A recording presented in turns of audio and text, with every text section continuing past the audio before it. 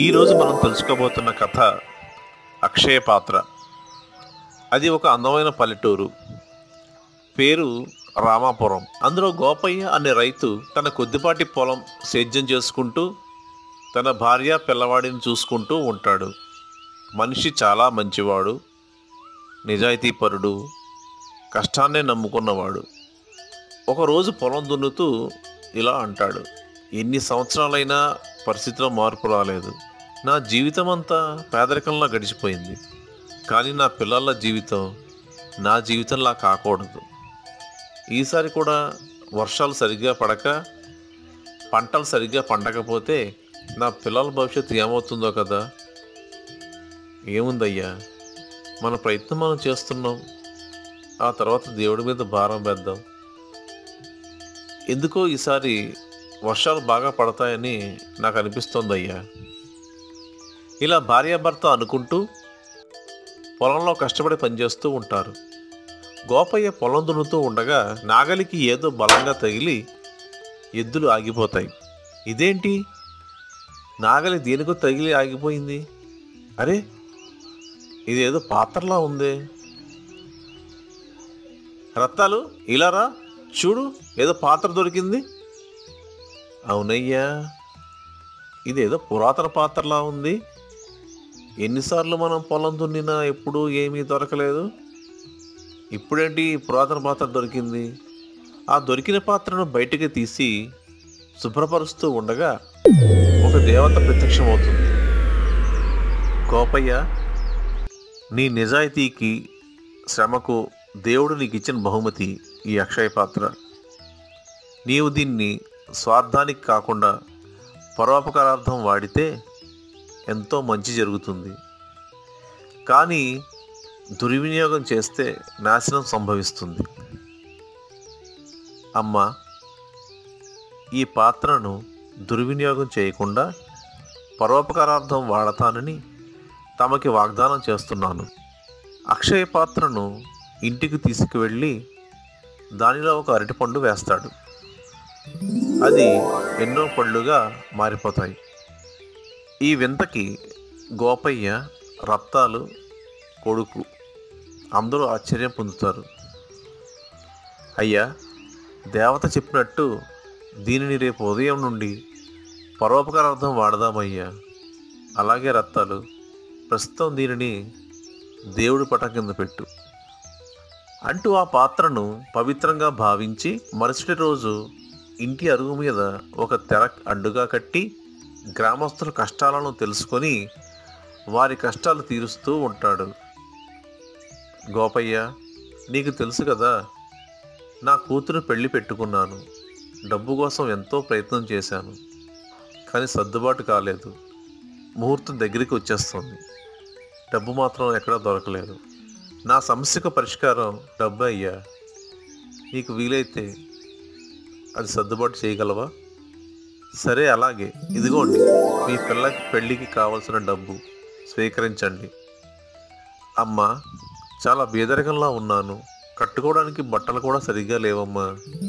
సరే, ఇవిగోండి కొత్త బట్టలు, అలాగే బియ్యం కొనుక్కోవడానికి కూడా కొంత ధనం ఇస్తున్నాను, స్వీకరించండి. మీరు చల్లగా ఉండాలమ్మా. గోపయ్య, పొలంలో విత్తనాలు చల్లాలయ్యా, చేతిలో చిల్లిగవ్వలేదు. దయచేసి మంచి మేలు రకం విత్తనాలు ఇప్పించవయ్యా. ఓ, దానికేం భాగ్యం, ఇదిగో స్వీకరించండి.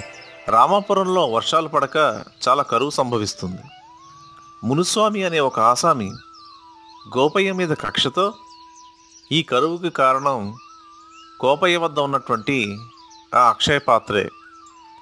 దీనివల్ల గ్రామస్తులు అందరూ దేవుడిని నిర్లక్ష్యం చేయడం వల్లే మన గ్రామానికి ఈ కరువు సంభవించింది. కావున ఆ అక్షయ పాత్రను నాశనం చేయాలి, లేకపోతే మన అందరం ఆకలి చావులు చావక తప్పదు అంటూ ప్రజలను రెచ్చగొడతాడు. ఏయ్ మునుస్వామి, ఏం మాట్లాడుతున్నావో తెలుస్తోందా? దైవ ప్రసాదితమైన పాత్రకి మన కరువుకి సంబంధం ఏమిటయ్యా? పైగా ఆ పాత్ర నాశనం చేయమంటావా? ఇదంతా నువ్వు కక్షపూరితంగా చేస్తున్నావు, మాకు అర్థమవుతోంది. చూడండి, నాకు తెలిసింది నేను చెప్పాను, తర్వాత మీ ఇష్టం. నేనేమి కారణం లేకుండా మాట్లాడడం లేదు. గోపయ్య గ్రామస్తుల కష్టాలు తీర్చడం వల్ల అందరూ దైవాన్ని నిర్లక్ష్యం చేశారు. అందుకే దేవుడు కోపించి ఈ కరువును సృష్టించాడు. కావాలంటే అక్షయపాత్రను నాశనం చేసి చూడండి, మళ్ళీ గ్రామం వర్షాలతో పచ్చగా మారుతుంది. సరే చూద్దాం. ముందుగా గోపయ్యని పిలిచి విచారిద్దాం. కొద్దిసేపటికి గ్రామస్తులు గోపయ్యని వెంటబెట్టుకొని రచ్చబండ దగ్గరకు వస్తారు. అప్పుడు గ్రామాధికారి ఇలా అంటాడు, చూడు గోపయ్య, నీ దగ్గర ఉండే అక్షయ పాత్ర వల్లే మన గ్రామానికి కరువు వచ్చిందని మునుస్వామి ఆరోపించాడు. దీనికి నీ సమాధానం ఏమిటి? అయ్యా, ఏం మాట్లాడుతున్నారు? కరువుకు అక్షయ పాత్రకు సంబంధం ఏమిటయ్యా? పైగా ఇలాంటి సమయంలోనే గ్రామస్తులు ఆకలి దప్పులు తీరుస్తుంది కదయ్యా ఆ అక్షయ పాత్ర. అవును, అందుకే ఆ పాత్రను నాశనం చేయమని మా అభిప్రాయం. ఇలా అందరి అవసరాలు తీరుస్తున్నందువల్లే గ్రామస్తులు దేవుణ్ణి పూర్తిగా నమ్మడం మానేశారు. అందుకే ఆ దేవుడి ఆగ్రహానికి మన గ్రామం లోనవడం వల్ల మనకు ఈ కరువు వచ్చింది. అయితే ఈ సమస్యకు పరిష్కారం ఏంటయ్యా? దీనికి రెండే పరిష్కారాలు ఉన్నాయి. ఒకటి పాత్రను నాశనం చేయడం, లేదా నువ్వు పాత్రతో సహా గ్రామ బహిష్కరణ చేయడం. నీకు ఏది కావాలో నువ్వే నిర్ణయించుకో. సరేనయ్యా, నేనే గ్రామం వదిలి వెళ్ళిపోతా. ఈ ఆరోపణ తప్పు అని తెలిసిన తర్వాతే మళ్ళీ మన గ్రామంలో అడుగు పెడతా అంటూ గోపయ్య భార్య సమేతంగా కట్టుబట్టలతో పాత్రతో సహా గ్రామం వదిలి వెళ్ళిపోతాడు.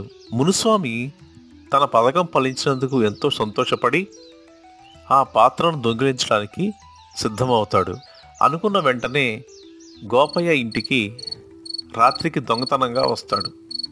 పూజ గదిలో ఉన్న పాత్రను చూసి, ఈ అక్షయ పాత్ర నా దగ్గరే ఉండాలి, అప్పుడు గోపయ్యలాగా నేను ఎంతో పేరు ప్రఖ్యాతులు సంపాదిస్తాను అనుకుంటూ ఆ పాత్రను దొంగిలిస్తాడు.